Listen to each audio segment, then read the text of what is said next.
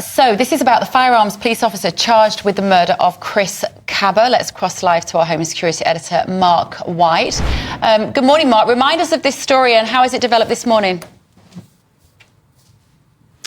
Yes, this was Chris Kaba, aged 24, who was shot dead after his vehicle was stopped by armed police in September of 2022. Well, the officer who has been charged with Chris Kaba's murder had been known only as NX121. He'd been the subject of an anonymity order. Today, we can now name that officer as Martyn Blake, a 40-year-old police officer. After that anonymity order was lifted, it was challenged by members of the media on the grounds of open justice. The anonymity order was originally granted by a magistrate's judge in September of last year, when this officer was originally charged with the murder of Chris Kaba. This incident, it was the 5th of September 2022, when a vehicle that Chris Kaba was in, an Audi vehicle, was pulled over by armed officers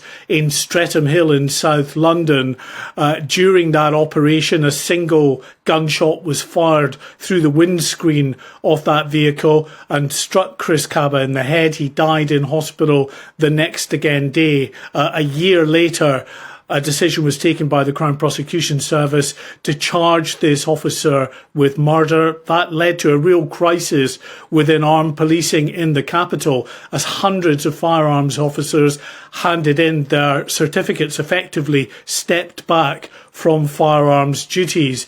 And then again, there was real concern expressed by the Metropolitan Police at the naming of this officer because of potential safety concerns. So it remains to be seen what the reaction of those firearms officers in the capital will be towards this move. A decision by the judge at the Old Bailey, Mark Lucraft KC, to name this officer as 40-year-old Martyn Blake.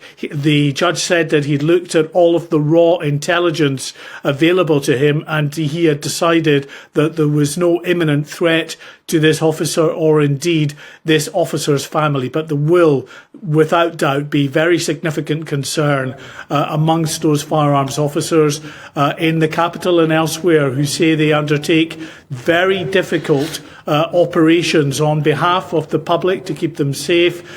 These are split-second decisions that these officers make, and then the possibility that they could be charged and indeed named will be something that for some firearms officers they feel it's no longer worth it.